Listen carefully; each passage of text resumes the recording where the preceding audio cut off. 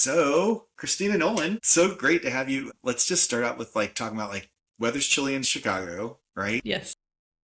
But literally, how did you get to Chicago in the first place? Like, how did that become home for you? Yeah. I was born and raised out in the suburbs here. So Chicago's always kind of been home. I spent a good deal of time out in New York and then, yeah, kind of made my way back here when it was time to kind of settle down, start the family, be close to our families. So, yeah. That's cool. Yeah. You have a graduate degree in international relations I do. Yeah. from Central European University. Am I getting this Yes. right? You are. Wow. You did your homework. You left Chicago for a little while. I did. Yeah. I lived in Budapest, Hungary Wow. many moons Okay. ago for a little bit over a year. That's pretty cool. What was living in Budapest like? It was really great. Yeah. Yeah, I mean, I actually had a chance to go back last summer, Hmm. and it's changed a lot in the 15 years that I hadn't been there. But yeah, it was really cool. It was such an interesting time. Met a lot of really cool and smart people from around the world, and yeah, I really enjoyed it. I actually have a little bit of a connection to Hungary, which is I went to a high school run by Cistercian monks who had all fled Hungary. They were all from Budapest and they fled during the Communist Revolution. In My, '68. yeah, my headmaster actually got shot while hiding in, no kidding, it was a, like a pile of hay that was just after harvesting all this hay. And you know how you see people like the pitchfork trying to find somebody? Well, they just fired into it and he got shot in the rear end and ended up, continuing to flee, like he just kept his mouth shut and Oh didn't make my any goodness, noise. He crawled out a little bit later and kept on going. But that is yes, wild. at my high school, I heard all about, Hungary, like in the late 60s and earlier, right? And then my headmaster, he went back about the time, I think, probably that you were leaving, and then spent 10 Okay. years back in Hungary after having a 40-year absence. Wow. Yeah. Yeah. So, Yeah, Hungary has a really storied history, and that kind of Central Europe location means that there was a lot of influence and conflict from neighbors that I think had a great impact. And yeah, wow, that's yeah. a wild story. Yeah, it is pretty crazy, right? I also love the fact that you actually, do recognize it's like Central Europe because so many people are like, oh, that's all Eastern Europe. But no, it's Central Europe, and then think that it's Lithuania that actually has a marker where they try to say Central Europe's actually in Vilnius, and they have like their own monument in order to make sure that people know that, like, if you put a monument right there, then it means it's really What's more right. official? Yeah, it's Yeah. official. So okay, cool. How did you end up taking your master's degree in international relations into the world of RFP? Like, how did Yeah. that how did that end up happening?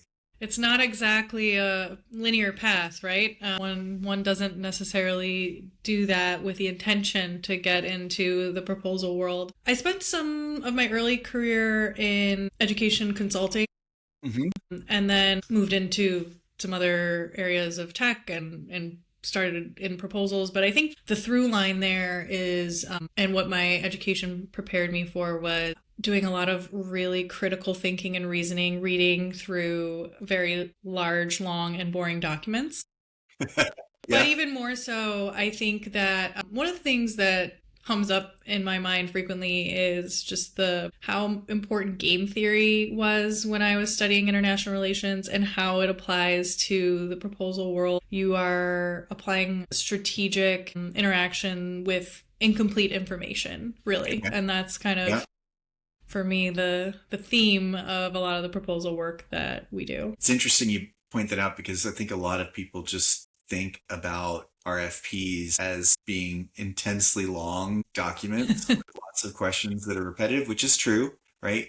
But there's a huge component to it that really does require critical thinking and tactics. And I'm excited we'll talk about some more of the ideas you have there in just a little bit. In terms of engaging in an actual degree that's really sharpening those critical thinking skills, would you say that that's something that you would recommend other people look at going and getting graduate degrees in as well, to any area which really sharpens the critical thinking? Or today would you say, hey, it's better to jump straight into the space and just start trying to be a practitioner and work from there? That's a really great question. I don't know. I don't know that I would give anyone advice about whether to pursue like a certain kind of education. I think anything like you said that focuses on building those kind of critical thinking and reasoning skills is helpful in any discipline, right? But I also see the value in maybe like jumping straight in and learning from,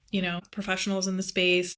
Mm-hmm. There's certainly a lot more information widely available in a more democratized way than there was, I don't know, 10, 15 years ago in this space. So I can see an argument for both ways. Yeah. So before you get to HubSpot, you said you spent time inside of ed tech, right? And Yeah. ed tech's a really interesting space because that has really, developed a lot over the last, 10, 15 years. When you think about that, like, and proposal work, like, how does that go into not the way that you're thinking about how to help sell the solution that you have, but to think about what it's like from a buying perspective? Mm. From the perspective of purchasing, how does that part? Because you basically inside of that ed tech space, you're really having to think about not only proposals, but those companies they tend to start smaller and grow, right?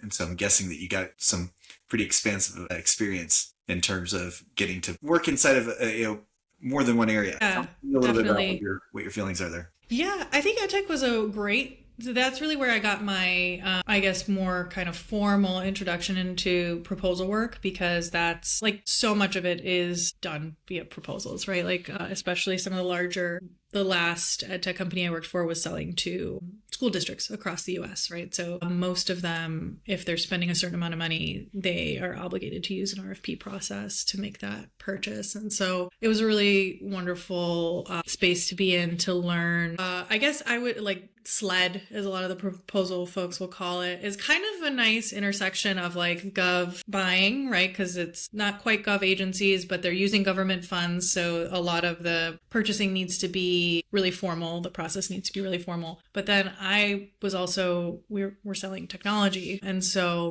a lot of that buying motion is still reflective of what I think maybe a lot of folks are used to in the private sector and buying technology. Like they're still asking a lot of the same questions and prioritizing a lot of the same needs. So it was a really nice intersection, I'd say, of both of those things. It's interesting. So like you've spoken a lot in the past about procurement theater. Mm. Not a whole lot, enough that it's some stuff that I picked up, and I think you've at least developed some ideas on that. And so inside of the ed tech space, like one of the things that comes up is, to your point, if it's a school district or municipality, right, they're probably mandated to enter into competitive buying process, which involves our some evaluations. But we all, I think, that have worked inside that space selling into those areas sometimes have found that even though there's this process formally implemented to make sure that everybody's got a shot, that sometimes there's an inside path for someone that's already been pre-selected as the vendor, which I think is what you mean by the procurement theater side of things. Mm-hmm. But let's first start off and say, like, is that the procurement theater that you're talking about in part, or is it something different? Yeah, I think you described it pretty accurately, especially in, highly regulated industries or places where industries where it's just like the paper trail is really important for auditing or any other rules or compliance reasons. Yeah, but I have a lot of experience with that, both on the kind of in the public sector and surprisingly in the private sector. At least it was surprising to me moving from public sector selling to, not that I'm not involved in public sector now, but it's weighted more heavily to the private side. Mm-hmm. And certainly still encounter procurement theater, so to speak, but I think it leans a little bit differently.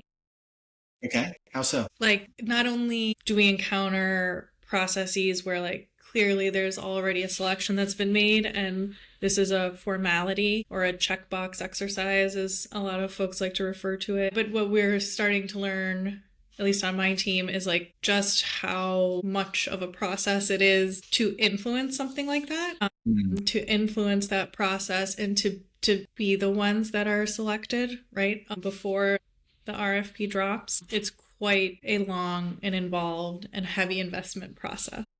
Interesting. I think we'd all love to know what the tricks you figured out are. Up to you whether you want to share them or not. I don't know that I've figured them out. I'm still learning for sure and still uncovering. And I think that, yeah, every day that passes and the more technology we have available to us and the more Hmm. AI that's being used, the more creative folks are getting with how they're able to do that. Interesting you mentioned that. So I think a long time ago, it would have been people just talking about relationships overpowering the Hmm. process, right? Somebody plays golf with somebody else. Could That's be still very much still the like case. that's alive and well. Yeah, Okay. that's still happening. So there's still the relationship based part, but you're also, I think, reflecting on maybe some areas where it's the capability to inform people in advance of the process and sway them without necessarily getting the opportunity to talk with them yet. Am I reading into that the right way? Yeah, I think there's a lot of ways that people are doing that. Sometimes I think it's not even driven by, or it doesn't have to be driven by like proposal teams. Mm-hmm. I have worked places where if we knew an RFP was going to drop, again, this is like public sector school Mm-hmm. district. A lot of folks who are in that world have the advantage of a lot of that information being public, right? So, okay, there was a contract done between this district and your competitor. It was done X number of years ago. It's going to be up for renewal. This is the time. This is the window to influence, right? I've seen everything from like marketing campaigns strategically timed to influence. I've seen, LinkedIn. I've seen events Mm-hmm. hosted and folks invited. Like there are so many angles that you can take. And again, when the information is available, it's, the sky's the limit with how you can approach that. So you're in a slightly different space now with HubSpot, right? So you still have the opportunity to respond to those public RFPs where you get access to the information. Are you finding it's like a lot different when it goes into sectors where there isn't the advanced publication of like, hey, we know that the contract's ending? Because, in some of these where the contracts are not public record, right? We don't know, Right. did they end up entering into a 1 year agreement or a 5 year agreement? So is there a difference that you're finding on that side, or do you end up trying to apply some of the same techniques regardless? Yeah, I mean, we work a lot more closely, I'll say, with our sales org to make sure that we're aligned on those approaches. And we have to be like, I guess it's a less of a capture kind of management ownership of that process and more of a collaboration of our team and sales to make sure that we're finding those opportunities and nurturing them appropriately. So that's where like the relationship part still plays a big role in influencing those deals. I love the fact that you've come up with these techniques that go beyond just waiting for an RFP to drop and then thinking about like, okay, now that it's dropped, what do we do to answer it, which is still something you have to do, but you've Of gone course. beyond that to think about how do we actually position ourselves to have a greater likelihood of success by going through the effort. So how has that shown up in terms of your interactions with the sales team themselves? Do you think they appreciate the fact that you're doing more and that you're thinking about ways to really support a successful result and not just getting them a completed document? Yeah, I'm seeing a lot of really positive feedback from our teams where we have been able to provide that kind of proactive approach as opposed to a more reactive one. When you like receive the RFP, work with the team to produce the proposal, ship that, and then you're kind of done. In the instances where we're able to take a more proactive approach, when we have a customer that's like signals that, they're open to a consultative approach from us as the vendor, we really try to hop on that and make sure that we give them an experience that's very white glove. Again, if they're open to it, of showing them like, oh, you're evaluating solutions. Here's what you should be thinking about, and really frame that from our side before somebody else has a chance to do that, because they will. Yeah, they sure will. Okay, so then there's the flip side of things where you don't have the folks that are being heavily influenced by relationships or the capability to get them information. They're running down we are going to be as strict as possible on running this process. There's no communications with us that we don't share the answer back to everybody who's responded. Mm-hmm. Any tips that you have for folks on that side where, it's like talking to, a blank wall, right? There's literally no response back. It's like, if you have a question, submit it through this particular method and we'll decide whether we're going to answer it. And then we'll give everybody who's a respondent the answer. Yeah. Yeah. I mean, we run into those processes quite a bit too. Okay. That's very common, very common. Unfortunately, I'm not in the privileged position of having influenced every deal that we work. So it's very common to engage in that kind of, very kind of process driven, confidentiality maintained RFP motion. I say that in those cases, it's really important for us to make sure that we are competing in an arena that makes sense for us, that we've qualified the opportunity really rigorously, that we are, again, for my world, it makes sense. We have to make sure it's like a tech win for us, that can we do what the customer is asking us to do? And if there are gaps, like how far do we have to go to close them? And so that becomes really important if you're in a process where you're not going to have that openness and conversation with the customer. If they're kind of holding you at arm's length a little bit, you have to be more sure that this is a race that you have a shot at winning. Yeah, it's we're always trying to think about where we can put resources, right? I think nobody's really working with unlimited resources today. Right. What does the team today look like for you? How is the HubSpot team, structured, right? And do you find, well, we all want to have more resources at certain times, right? But just, generally speaking, how would you say the team's structured today?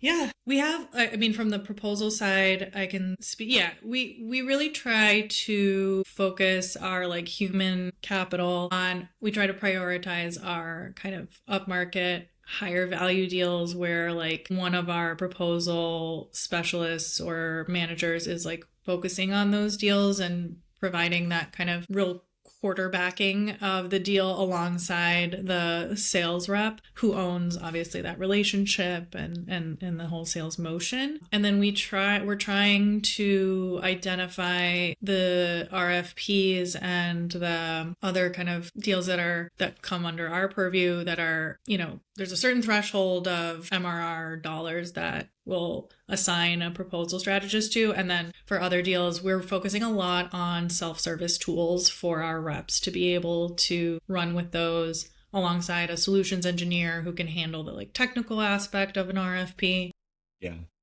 And give them those tools so that we can scale our operations really without needing to also just increase headcount linearly to meet that scale. Yeah. I can never remember a time where sitting down with my finance partner where they said, just tell us how many more people you need, right? Like even in high growth times, it's you get like a little bit looser capability, but you're always thinking about efficiency. So it's interesting.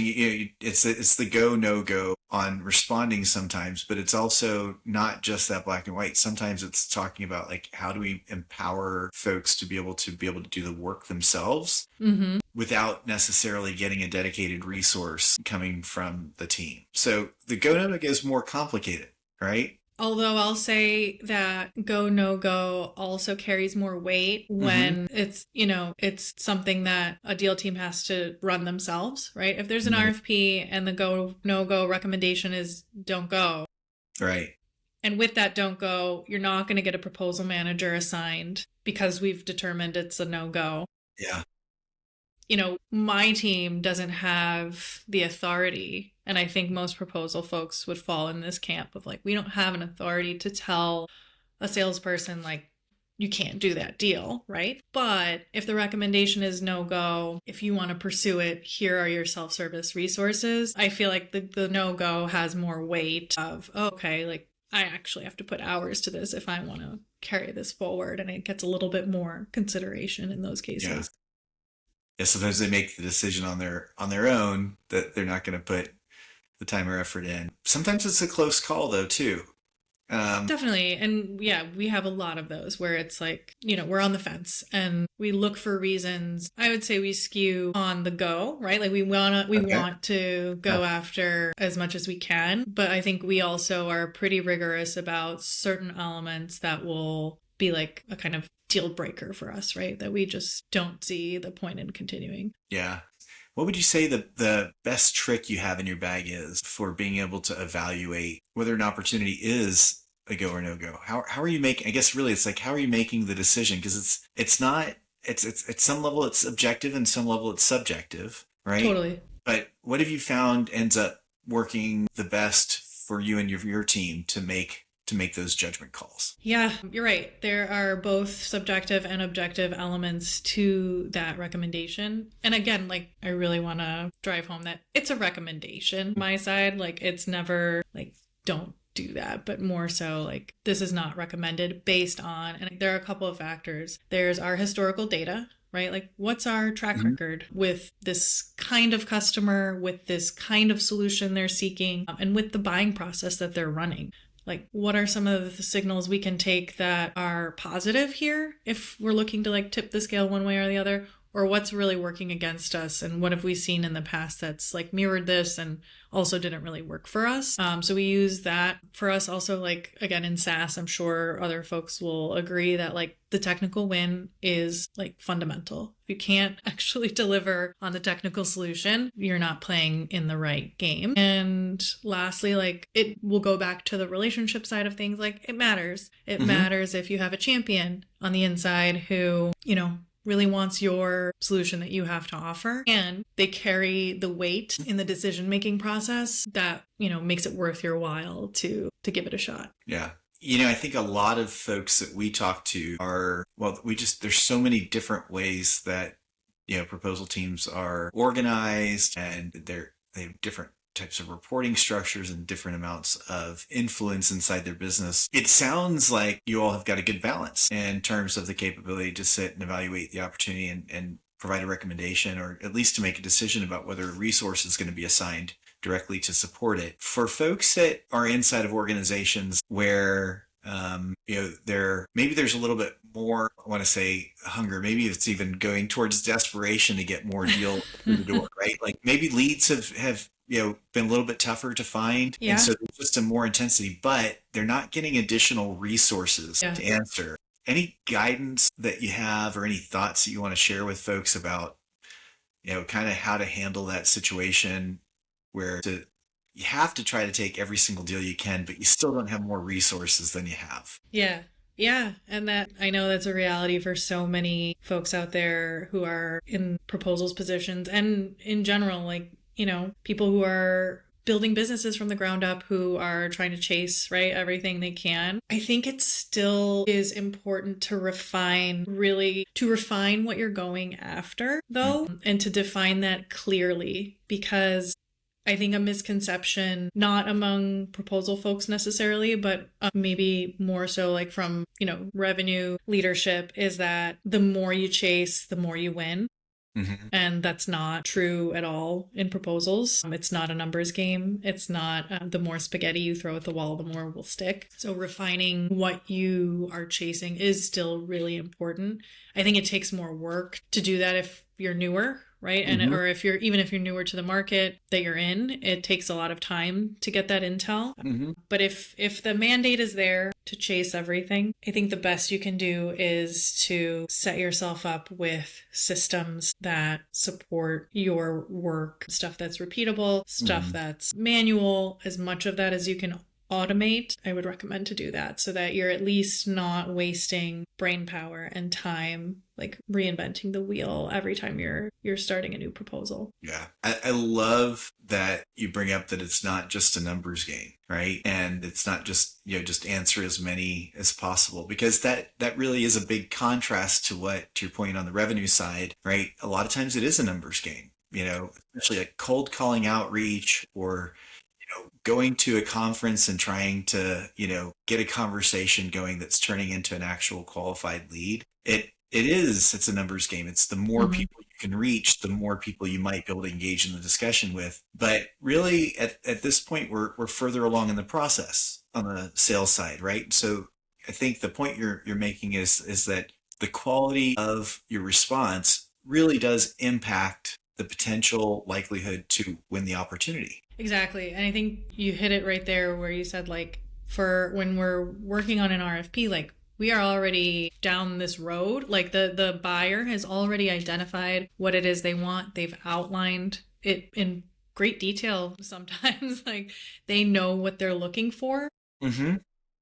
And so you're not going to be able to fit the square peg in the round hole, right? If you don't offer what it is that they're looking for, it's maybe not the best use of time. Yeah. And I've been in that seat. I've been in that seat where we were asked, like, oh, we offer this kind of solution and we get RFPs for an adjacent solution, right? The customer is the same, but it's not the solution that we offer. Yeah. So I've absolutely had to respond to RFPs where it was like, I don't offer you the solution, but I offer you other solutions that you as a customer might want. And that's really tough. I mean, I absolutely empathize with folks who are asked to do that. And it can only go on for so long before I think proposal teams start to feel like their work might not be, having the impact that they want it to have, right? Like you're just kind of throwing things out there, hoping something will work, but knowing that like you're not actually going to have the impact that might be expected of you. Yeah. It's almost like if we had the opportunity, actually, I'll ask it as a question for you. If you had the opportunity to tell like all the sales leaders of the world why this professional capability of being able to manage proposals and to respond to opportunities and RFPs is more than just taking the time to sit down and write answers to things. Mm-hmm. What would you tell the salespeople of the world that would help them to better understand why this is a science and an art and a profession all in one? Yeah, I think that's a really great question. And it's one that sales leadership, I think, is asking for too. I think a lot of them want to know, like, why does this matter? Like, why should we invest in proposal teams? Like, what value do they bring to organizations? I really view it as an extension of, it's like a specialized sales motion, right? We are experts in a specialized sales motion that it diverges from your typical sale. Whatever your sales process is at your organization, an RFP will throw a wrench in that sales process. And so we are experts that know how to navigate everything from, what certain language in an RFP means to knowing like what a Q&A period is, or knowing, and knowing that it's not weird to be invited to a Q&A call where every single vendor that was invited to the RFP is going to be on that call, and you're going to see their faces and you're going to see their names and you're going to hear their questions. And that's a totally normal process for some buyers. Just the familiarity with that process is, a value add that we bring that not everybody has, right? Like if you haven't been in these sales motions before, these RFP motions, you're not going to know how to navigate that. So we bring that expertise of knowing how to navigate these processes from end to end. I don't think it's a special skill to be able to write a proposal. I think there are folks, a lot of people in a lot of different disciplines could probably write a compliant and compelling proposal. I think the value add that proposal folks bring to the table is that understanding of what an RFP motion contains, what we need to look out for, what are the risks involved in the process that maybe aren't easily identifiable if you're, again, not familiar with like how these processes work. So it's interesting. You said that it's not necessarily, a particular skill set to write a proposal, but there are some things, some dark arts, tricks that you gain over time, right? With experience. Sure. And, one of the ones that you've spoken about before is being able to, read when a competitor may have influenced, exactly. Some of the questions in an RFP. So kind of taking just a second to think about like, what are some of the things that people can learn from you about how to either identify when a competitor's influenced the RFP itself, or, just some of the other, maybe tricks of the trade that you think would be good for other folks to know about? Yeah. I think for anyone, industry agnostic, learning the language of your industry is paramount. Like you have to know.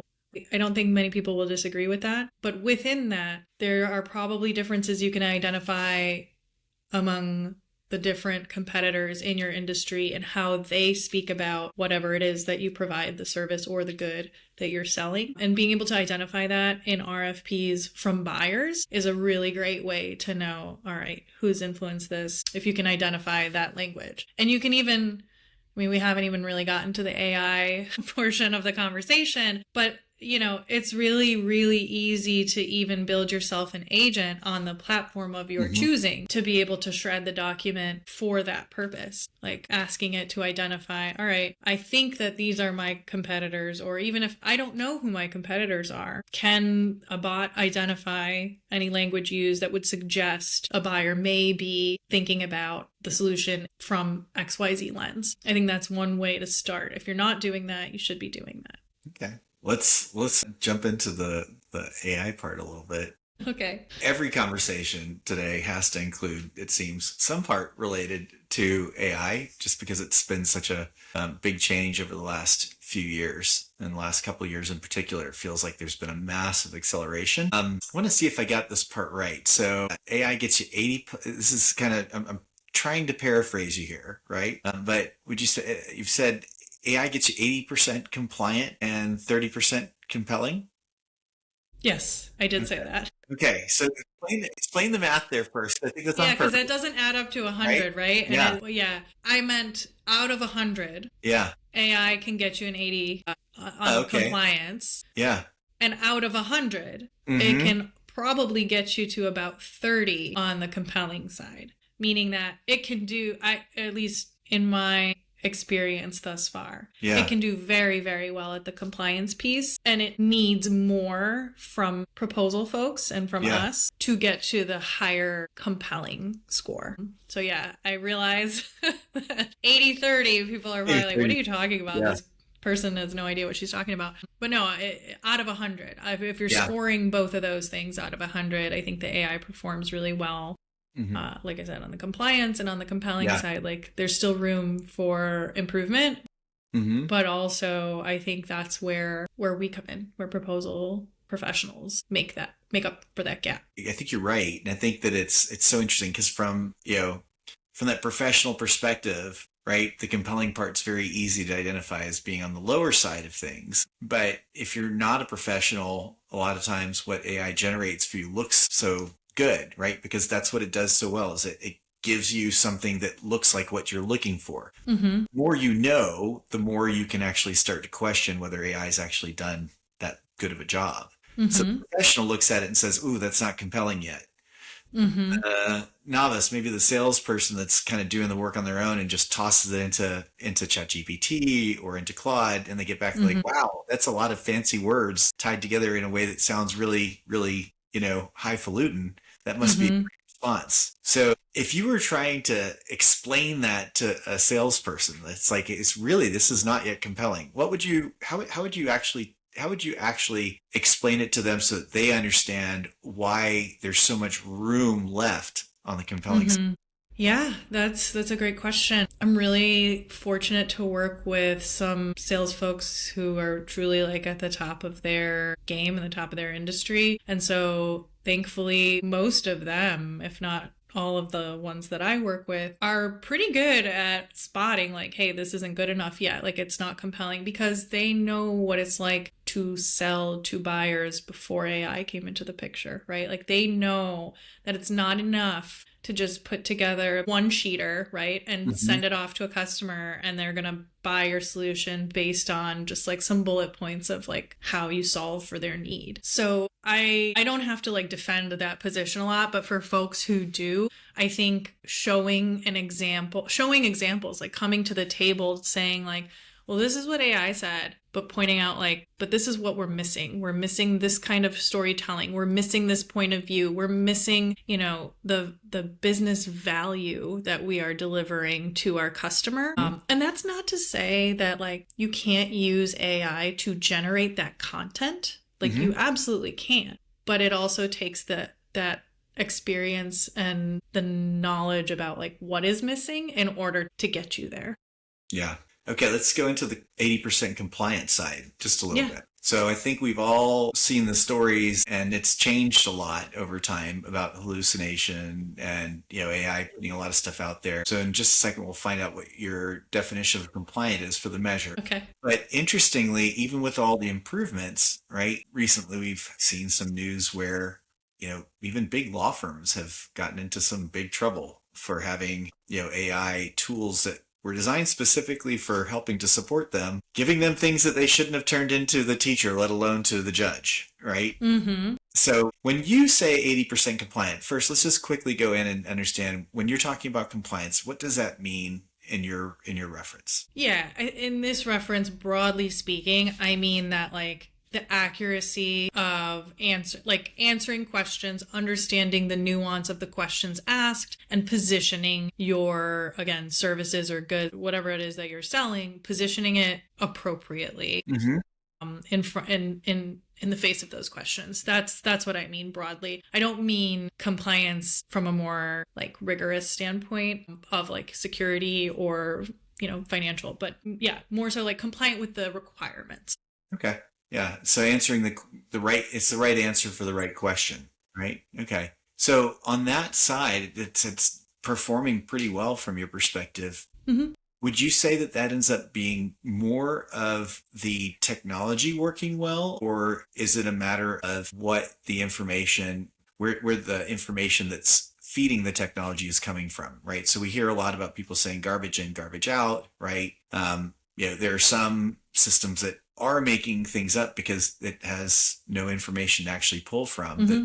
That's the correct information. How much would you say it's the technology is improving to really be able to understand when there's actually an answer to a question that's the correct one, and just being able to produce that versus having an incredibly rich data set that's making it easier for the same technology to function in the same way, but to get a better result because you're feeding it with richer, more accurate data? Yeah, that's a really good distinction to make. I think even in the last 6 months, I've seen the technology itself improve a lot. Again, I sit in a position of privilege where like I'm able to explore with different tools and I'm resourced with tools to try to build with and improve our processes. That 80 is really my kind of like broad take. I would say the tools that I've been able to use can perform even better, but I think that you're hitting the nail on the head with the